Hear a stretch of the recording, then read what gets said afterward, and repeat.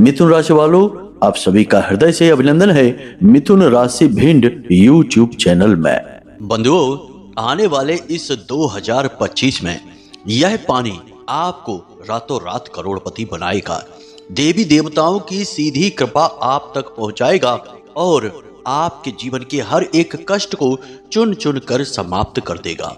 इसका कारण यह है कि इस एक शक्ति को जिसे आप इस पानी में मिलाएंगे, उसमें इतनी सकारात्मक ऊर्जा है कि यह आपके जीवन के हर एक दुख और कष्ट को चुटकियों में समाप्त कर सकती है।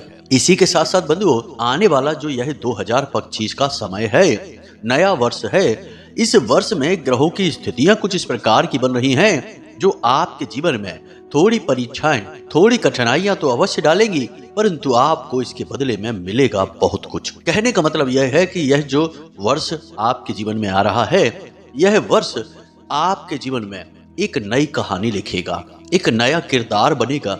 आपके जीवन में एक नई उपलब्धि आपको हासिल होगी। जिन चीजों के लिए आप तरस रहे थे, तड़प रहे थे, जिन लोगों ने आपको धोखा दिया था, जिन चीजों से आपको आपकी बुरी किस्मत या यूं कहें कि दुर्भाग्य ने दूर रखा था, वे सब कुछ आपके नजदीक आएंगे। आपके शत्रु आपसे दूर भाग जाएंगे, अपने आप में ही उलझ कर रह जाएंगे, व्यस्त हो जाएंगे, आपके बारे में सोच भी नहीं पाएंगे। और यह सब कुछ तब होगा जब आप प्रयास करेंगे। कुछ भी अपने आप घटित नहीं होता है, इंसान को खुद तो प्रयास करने ही पड़ते हैं। गोस्वामी तुलसीदास जी ने श्री रामचरितमानस में लिख दिया है, कर्म प्रधान विश्व करे राखा, जो जस करहि सो तस फल चाखा। तो बंधुओं, आपको कर्म तो करने ही होंगे। अब यहाँ पर हम आपको बता दें कि कर्म दो प्रकार के होते हैं।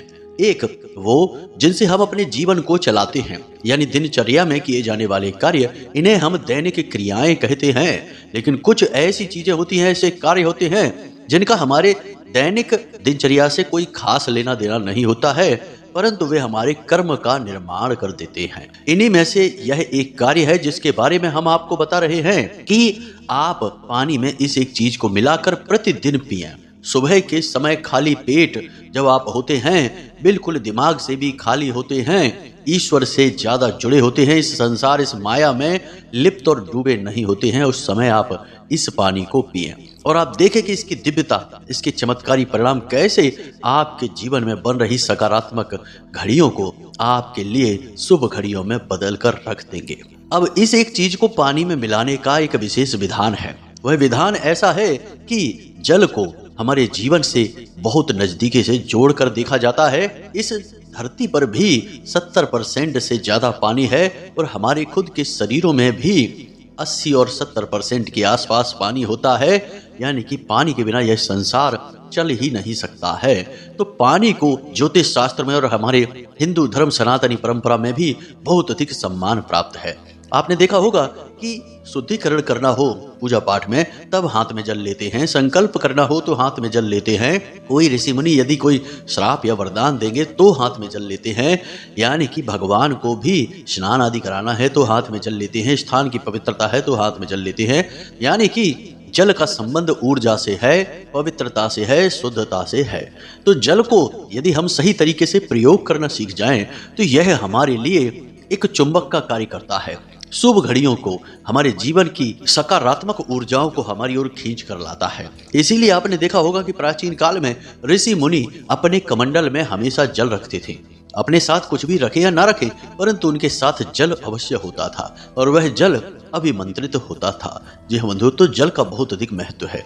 तो आज के इस कार्यक्रम में हम आपको इस एक चीज के विषय में बताएंगे जिसे आपको पूरे नियम और विधि विधान के साथ प्रयोग करना है और आप इसके परिणाम खुद अपनी आंखों से कुछ ही दिनों में महसूस करेंगे। तो बस आपको करना यह है कि इस एक कार्यक्रम को पूरा देखना है, अंत तक देखना है और यह कार्यक्रम आने वाले नव वर्ष में आपके सौभाग्य की चाबी का कार्य करेगा। आपका सौभाग्य का ताला इसी कार्यक्रम से खुलने वाला है, क्योंकि इस कार्यक्रम में एक महान ज्ञान है और ज्ञान ही सौभाग्य के दरवाजे को खोल सकता है। ज्ञान से महान कुछ भी नहीं है। इसीलिए हमारे शास्त्रों में ज्ञान को योग कहा गया है और जो ज्ञान देता है ऐसे परम गुरु को ईश्वर से भी बढ़कर माना गया है। इसीलिए आज इस ज्ञान को बिल्कुल भी अपने हाथ से जाने मत देना, अंत तक देखना, सारे कार्यक्रम को समझना, हर एक बात को गहराई से समझना और आप इन बातों को जब प्रयोग करना शुरू करेंगे तो इसके परिणाम खुद महसूस करेंगे। तो बस हमारा आपसे निवेदन यह है कि आप इस कार्यक्रम को अंत तक अवश्य देखें, क्योंकि इस कार्यक्रम को बनाने में हमने सचमुच में बहुत मेहनत की है, अपने खुद के अनुभवों को डाला है, ज्योतिषीय आकलन और गणितों का प्रयोग किया है। इसी के साथ साथ माता रानी से भी निवेदन किया है कि जो भी भक्तगण इस कार्यक्रम को देखें उनके जीवन में आपकी कृपा अवश्य जानी ही चाहिए। और माता रानी ने भी अपनी अनुभूतियों के माध्यम से बता दिया है कि कोई बात नहीं, तुम जो चाहो वो बताओ, हम तो अपनी कृपा भक्तों को देंगे ही। तो बस माता रानी का नाम लेते हुए आज के इस विशेष महान कार्यक्रम की शुरुआत करते हैं। कमेंट बॉक्स में लिख डालिए, जय माँ भद्रकाली कृपा करो। एक बार नहीं 3 बार लिखना। माता रानी निश्चित तौर पर आपके ऊपर कृपा करेंगी, हमें पूर्ण विश्वास है। इसी के साथ साथ बंधुओं, यदि आप इस चैनल कार्यक्रम पर पहली बार आए हैं तो आप इस चैनल को सब्सक्राइब अवश्य कर लें, क्योंकि ऐसा करके आप न केवल हमारे बल्कि माता रानी के दिव्य परिवार के सदस्य बन जाएंगे और फिर माता रानी का प्रेम और आशीर्वाद खुलकर आपके ऊपर लुटाया जाएगा। माँ का लाड़ आपको भी मिलेगा। जी हाँ बंधुओं, तो चलिए चैनल को सब्सक्राइब करिए, फिर आगे बढ़ते हैं। तो बंधुओं, अब एक बात ध्यान से समझिए, आज का जो वातावरण है, जो समाज है, इसमें नकारात्मकता हर ओर फैली हुई है। आप खुद ही विचार करके देखिए, आज के समय में लोगों के चर्चाओं के विषय कैसे होते हैं, जिसमें कि किसी न किसी की खिल्ली उड़ाई जा रही है, किसी न किसी को नीचा दिखाया जा रहा है, किसी की बुराइयां चुगलियां की जा रही हैं। ऐसे विषयों पर लोग चर्चा करना पसंद करते हैं, लेकिन यह विषय तो नकारात्मक है। आज के समय में वृत्तियां लोगों की कितनी खराब हो गई हैं। समय को खराब करना, जुआ, शराब, वेश्यावृत्ति और तरह तरह के नशे आदि में डूबे रहना। औरतों की भी हालत कुछ ऐसी है कि उन्हें भी जब तक इधर की उधर बातें नहीं कर लेंगी, इसकी उससे चुगली नहीं कर लेंगी, या यूं ही दिन में एक आध बार किसी से झगड़ नहीं लेंगी, चाहे अपना घर हो चाहे पड़ोस हो, तब तक उन्हें भी चैन नहीं मिलता है। आज का समय वह समय आ गया है बंधुओं, जब बच्चे समय से पहले बड़े हो जाते हैं और घर वालों की सुनना बंद कर देते हैं। बुजुर्ग जैसे नहीं होते हैं, बचपना दिखाते रहते हैं, जरा जरा सी बातों पर तुनक मिजाजी दिखाते हैं और घर का माहौल खराब कर देते हैं। और जिनके ऊपर काम की जिम्मेदारी है, वे अपने काम को ठीक ढंग से या तो कर नहीं रहे हैं और या फिर करना चाहते हैं तब भी कर नहीं पा रहे हैं। यानी कहने का मतलब यह है कि आज का यह जो संसार है, पता नहीं कुछ ऐसा हुआ है जिसकी वजह से चारों तरफ से नकारात्मकता से घिर चुका है। इसीलिए आप कभी कभी न्यूज़ चैनलों पर भी ऐसी ऐसी खबरें देख लेते होंगे जिन्हें देखकर यकीन ही नहीं होता कि कोई इस प्रकार के अपराध कैसे कर सकता है। अत्यंत बीभत्स, अत्यंत नीच स्तर के आज के समय में अपराध होने लगे हैं। यह सब नकारात्मकता की वजह से है। अब यहाँ इतनी नकारात्मकता है समाज में, इसी वजह से इतनी परेशानियां भी हैं। अब यहाँ पर जिनके पास पैसे रुपए धन दौलत नहीं है, वे तो सुखी हैं ही नहीं, उनको तो 50 तरीके की तकलीफों ने घेर रखा है। लेकिन जिन लोगों के पास धन दौलत रुपए पैसे हैं भी, वे भी बेचैनी में जी रहे हैं, सुकून से सो नहीं पा रहे हैं, खाना भी खा नहीं पा रहे हैं। 50 तरीके की तकलीफों ने उनको भी घेर रखा है, क्योंकि उनका पैसा भी शुद्ध तरीके से उनके पास नहीं आया है और वे भी इस नकारात्मक वातावरण से प्रभावित हो रहे हैं। तो कहने का मतलब यहाँ पर यह है बंधुओं कि आपको अपने आसपास, अपने घर का संपूर्ण वातावरण सकारात्मक बनाना होगा। यदि आप यह कार्य कर पाने में असफल रहते हैं तो आप चाहे कोई भी उपाय कर लीजिए, कितनी ही पूजा पाठ कर लीजिए, आपके पास ना तो कोई सुख सुविधा होगी, ना ही आपकी मेहनत का आपको फल मिलेगा, ना ही भगवान की कृपा और आशीर्वाद आपको प्राप्त हो पाएगा। जी हाँ बंधुओं, तो अब आप यह कार्य कैसे करेंगे? प्रश्न तो यही उठता है कि नकारात्मक ऊर्जा को भगाना है और सकारात्मक ऊर्जा को जीवन में लेकर आना है। तो अब आप यह कार्य कैसे करेंगे, इसे आप ध्यान से सुनिए, फिर हम आपको इस एक चीज के बारे में बताएंगे। बंधुओं, यदि हम पहले ही आपको इस एक चीज के बारे में बता दें और आप इसका प्रयोग कर भी लें, तब भी इस बात के कम ही गुंजाइश है कि यह आपके ऊपर ठीक से कार्य करेगी, क्योंकि वातावरण तो नकारात्मक ही है। आप सकारात्मकता की एक गोली खा भी लेंगे तो उससे क्या हो जाएगा, वह गोली भी अपना कार्य नहीं कर पाएगी। तो आपको वातावरण सुधारना है। अब वातावरण सुधारने के लिए हमारे शास्त्रों में 3 विधियां हैं, तीनों को अपनाना पड़ता है। पहली है नियम, दूसरा है संयम और तीसरा है संस्कार। यानी कि ये तीनों चीज हमारे जीवन में शामिल होनी ही चाहिए। अब जरा पुराने जमाने में विचार करके देखिए, लोग कैसे रहा करते थे। उनके घर में और जीवन में चाहे भले ही धन संपत्ति कम हो, जो कि अक्सर हुआ ही करती थी। जरा अपना बचपन याद करके देखिए, जिनकी उम्र ज़्यादा है 25-30 साल पुरानी उम्र को याद करके देखिए। जब आप बचपन में थे उस समय 10-20 रुपए भी बहुत हुआ करती थी। अक्सर लोगों के पास पैसे की तंगी हुआ करती थी। पैसे बचाने के लिए लोग पैदल यात्रा कर लिया करते थे और बचे हुए पैसे से नाश्ता कर लिया करते थे। यानी कि कहने का मतलब यह है कि भले ही धन दौलत रुपए पैसे कम होते होंगे, परंतु सुख समृद्धि और शांति बड़ी गजब की हुआ करती थी। लोग चाहे खेतों में ही क्यों ना सोएं, लेकिन नींद बड़ी अच्छी आती थी। जीवन चाहे भले ही कितना ही साधारण क्यों ना हो, लेकिन शांति बहुत हुआ करती थी। तो कहने का मतलब यह है कि उस समय में चाहे कोई अमीर हो चाहे गरीब हो, सब एक जैसे थे, यानी कि सुखी, शांत और बेहद ही ऊर्जावान। जी हाँ बंधुओं, अब ऐसा क्यों होता था? पुराने जमाने के लोगों के अंदर ये 3 चीजें हमेशा गहराई से मानी जाती थी और उनके अंदर होती थी। जैसे कि नियम, तो पुराने समय में लोगों को समय से कार्य करने की आदत हुआ करती थी। सोने का समय का नियम होता था, जागने का नियम होता था, खाने पीने का हर बात का नियम होता था जो फिक्स रहता था। उसी प्रकार संयम, यानी अपनी इंद्रियों पर भी संयम हुआ करता था। जब जिस चीज का मन किया तब वो नहीं करना है, यानी कि नियंत्रण, सेल्फ कंट्रोल। उसके बाद संस्कार, और संस्कारों की तो हम बताएं ही क्या कि पुराने जमाने में कितने संस्कारी लोग हुआ करते थे। हर एक का सम्मान करना, बड़ों के सामने बड़ी ही सभ्यता के साथ बात करना, और बड़ों के अंदर भी संस्कार होते थे कि छोटे बच्चों के सामने क्या कहना है क्या नहीं कहना है। कोई गलत बात यदि कहनी है, किसी को कुछ अनाप शनाप ही कहना है और आसपास कोई बच्चे हैं तो उन्हें भगा दिया जाता था, बच्चों भागो यहाँ से। और जब बच्चे चले गए उसके बाद बात करनी है। तो बड़ों के भी संस्कार, छोटों के भी संस्कार। इसी वजह से शांति थी, सुकून था और वातावरण भी सकारात्मक था। एक इंसान को तकलीफ होती थी तो 10 हाथ आगे बढ़ते थे उसकी मदद करने के लिए। लेकिन आज आप विचार करके देखिए, सरेआम बीच बाजार भीड़ भरे इलाके में भी यदि किसी के साथ कोई नाइंसाफी कर रहा है तो लोग अपना मुंह घुमाकर चले जाएंगे, कोई किसी की मदद नहीं करेगा। यही तो है नकारात्मक वातावरण की भीषणता। अब आपको अपने जीवन में क्या करना है? इन 3 चीजों को अपने जीवन में लेकर आना है। नियम बनाइए। आप यूं ही जीवन को बस बिताइए मत, जीवन को जियो। हर चीज का नियम बनाइए। मान लिया कि आप रात्रि में रात तक जागते हैं, कुछ कारण होगा, कुछ काम होगा। सभी के पास तो नहीं होगा, लेकिन कुछ लोगों के पास ऐसा काम होगा जो रात्रि में ज्यादा देर तक होता होगा। तो आप रात्रि में देर तक जागिए, सुबह भी देर तक थोड़ा सो लीजिए, कोई समस्या नहीं है। रात्रि को 12 बजे तक 1 बजे तक जागे हैं तो सुबह 7 बजे तक जाग जाइए या फिर 8 बजे तक जाग जाइए। अब यह नहीं है कि दिन में भी 12 बजे तक सो रहे हैं। कोशिश आप यह करिए कि सूर्यास्त होने से पहले भोजन करिए, रात्रि को 9 या 10 बजे के बीच सोइए और सुबह 4 बजे जाग जाइए। यही सर्वोत्तम दिनचर्या है। इसी के अनुसार नियम का पालन होता है। अन्य चीजों के लिए भी अपने नियम बनाइए, जैसे कि समय से पूजा पाठ करना, समय से व्यायाम करना, समय से मंदिर जाना, समय से सभी कार्यों को व्यवस्थित करना, यानी हर एक कार्य को समय से करना। यही है नियम।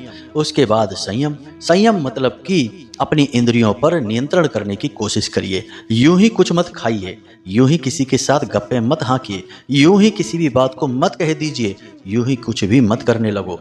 यह सब इंद्रियों के भोग हैं और इनसे आपके संस्कार क्षीण होते हैं, कमजोर होते हैं। तो अपने संस्कारों को मजबूत बनाने के लिए आपको अपनी इंद्रियों पर भी नियंत्रण बनाना पड़ेगा। जब आप अपनी इंद्रियों पर नियंत्रण बना लेंगे तो फिर अपने संस्कारों को याद करिए। हमारी हिंदुस्तानी परंपरा, हमारे रीति रिवाज, बड़ों के लिए सम्मान, छोटों के लिए प्रेम, पूजा पाठ, भगवान के लिए सम्मान, धर्म के लिए प्रेम, ईश्वर के लिए जिनकी हम पूजा करते हैं, भूल से भी उनके लिए ना तो कभी कुछ गलत सुने ना ही कुछ गलत बोलें। इन सब बातों को आप मानिए। आप यकीन करिए कि आप इस आचरण को करके देखिए, आप कुछ ही दिनों में अपने जीवन में परिवर्तन महसूस करने लगेंगे, क्योंकि सकारात्मक ऊर्जा की धारा फूट पड़ेगी आपके जीवन में।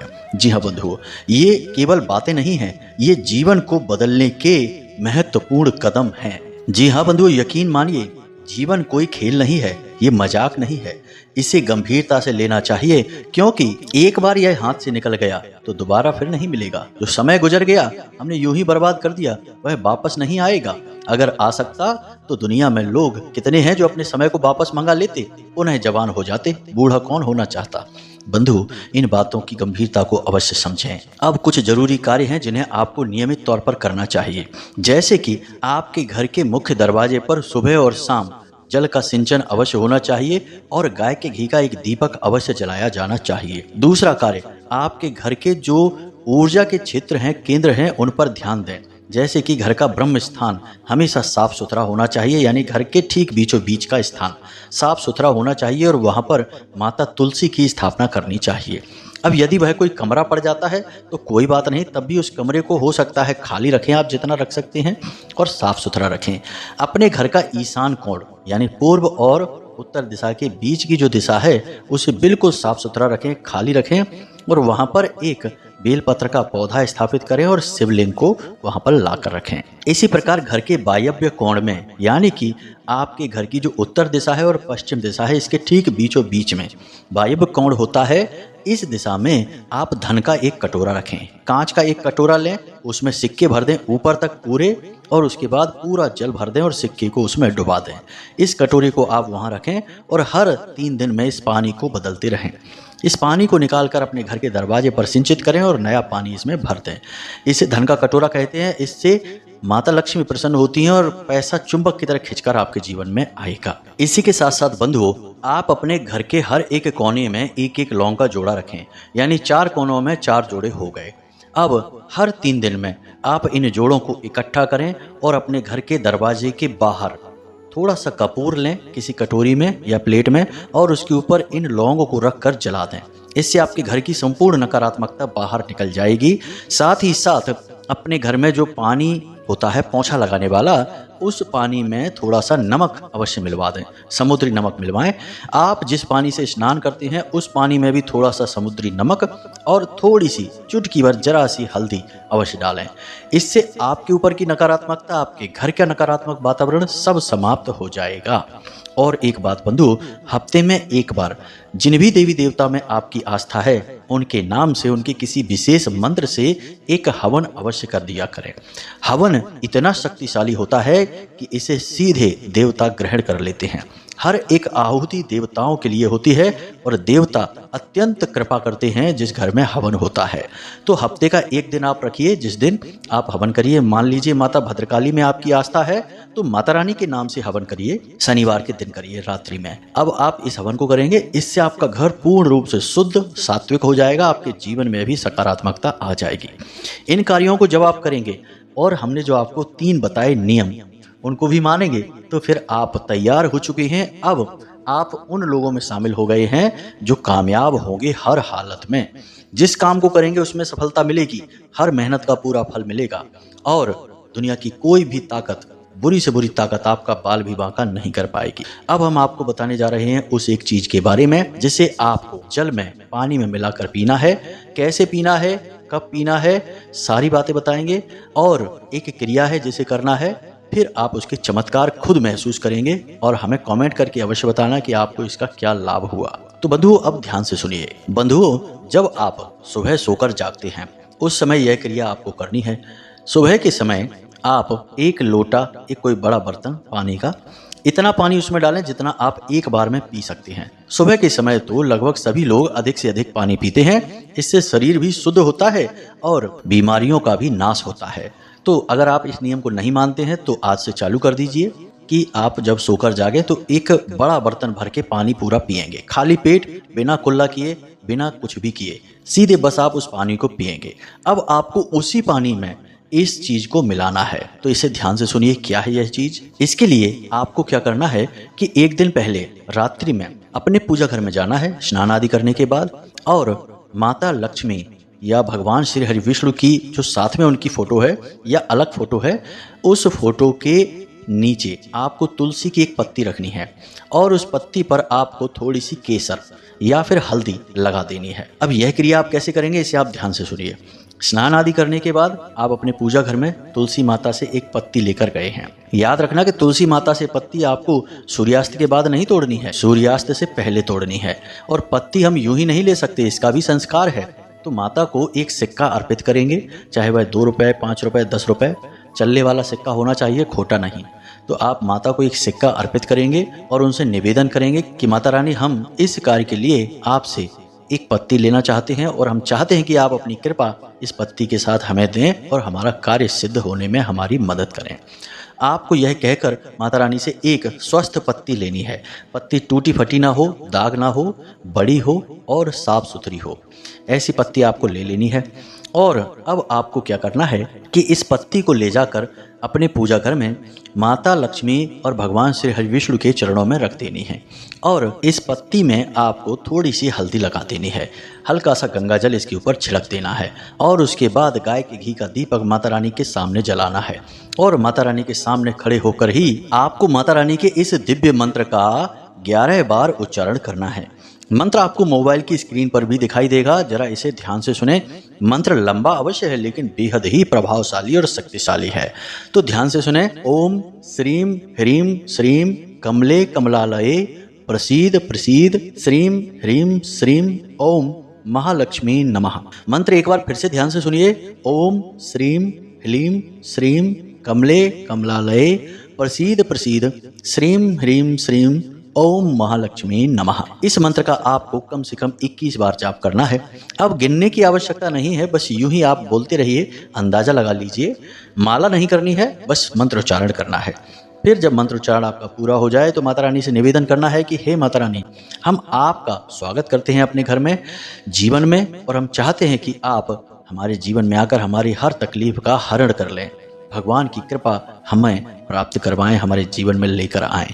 इस तरह से निवेदन करें और उसके बाद जब आपका मंत्र जाप हो जाए तो फिर आप उस पत्ती को उठाएं और उसके बाद उस पात्र में उस पत्ती को डाल दें रात्रि के समय ही, और उसे ढककर अपने सिरहाने रख लें जहां आप सो रही हैं। और उसके बाद आप बेफिक्र होकर सो जाइए। जब सुबह आप सोकर जागेंगे तो उसी जल को आपको पी जाना है, पूरा पी जाना है। उस जल को बिल्कुल भी फेंकना नहीं है। और वह जो पत्ती आपने उसमें डाली है, उस पत्ती को भी आपको खा लेना है, चबा जाना है। इस प्रकार से आपकी यह क्रिया पूर्ण हो जाएगी। अब इस क्रिया का प्रभाव आपके ऊपर क्या रहेगा? पहले ही दिन जब आप इस क्रिया को करेंगे तुरंत आपकी मानसिकता बदल जाएगी, यानी कि माता लक्ष्मी की कृपा आपके जीवन में आएगी, भगवान की कृपा आपके जीवन में आएगी।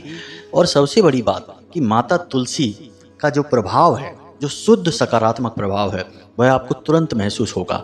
यानी जैसे ही आप इस पानी को पिएंगे, पानी पीते समय भाव मन में अवश्य रखें कि आप माता रानी की कृपा अपने अंदर ले रहे हैं, ग्रहण कर रहे हैं, कृपा आपके जीवन में आ रही है। जैसे ही आप इस पानी को पिएंगे तुरंत आपका सिर हल्का हो जाएगा, मानसिक शांति का आप एहसास करेंगे और आपको अपने आसपास का वातावरण अच्छा महसूस होने लगेगा, शरीर में हल्कापन महसूस होने लगेगा। किसी प्रकार का यदि आपके ऊपर तनाव है, दबाव है, तो आपको उसे सहने की शक्ति प्राप्त हो जाएगी। अब हो सकता है पहले दिन ऐसा ना लगे, लेकिन दूसरे तीसरे दिन से ही आपको ऐसा लगना शुरू हो जाएगा। पूरे भाव के साथ इस क्रिया को करें। क्रिया सरल अवश्य है लेकिन बेहद ही शक्तिशाली है और प्राचीन है। पुराने जमाने में इसे बहुत किया करते थे लोग, यहाँ तक कि इस क्रिया का प्रयोग तो जल के पात्रों में भी किया जाता था। यानी जिस पात्र से पूरा घर पानी पीता है, उस घड़ी में, उस पात्र में तुलसी की पत्ती को डाल दिया जाता था, हल्दी या केसर लगाकर। फिर इसका प्रभाव पूरे घर के लोगों पर रहता था। जहां सुमति तहां संपत्ति नाना। जब आपकी मति ही सु हो जाएगी, यानी अच्छी हो जाएगी, तो संपत्ति तो आ ही जाएगी। तो यह हमने प्रयोग आपको बताया। पूरा जीवन को व्यवस्थित करने का तरीका आपको शास्त्रों की विधि के अनुसार बताया, प्रमाणों के साथ। तो उम्मीद करते हैं कि जो बातें हमने आपको बताई हैं इस कार्यक्रम में भी आपको समझ में आ गई हैं। इन बातों का प्रयोग करिए और आने वाले वर्ष को अपने जीवन का सबसे शानदार वर्ष बना डालिए। बाकी माता रानी तो हैं ही आपका और हमारा सबका कल्याण करने के लिए। इसी के साथ साथ बंधु, आज के इस कार्यक्रम को यहीं समाप्त करते हैं। यदि कोई प्रश्न आपके मन में उठे, कोई भी सवाल हो, कुंडली का विश्लेषण कराना हो, तो आप वीडियो में दिए गए नंबर पर फोन कर सकते हैं, सारी जानकारी ले सकते हैं। इसी के साथ साथ बंधु, आपसे एक छोटा सा निवेदन और करना है कि जीवन को सुंदर बनाना है तो कुछ नियम अपनाने हैं। हमेशा खुश रहिए, सकारात्मक रहिए, ईश्वर में विश्वास रखिए और दिन में एक बार मंदिर अवश्य हो आइए, क्योंकि आपका कल्याण, आपका उद्धार वहीं से होना है। तो प्रेम से बोलिए जय माई की, जय मां भद्रकाली। माता रानी आपका कल्याण करें। धन्यवाद।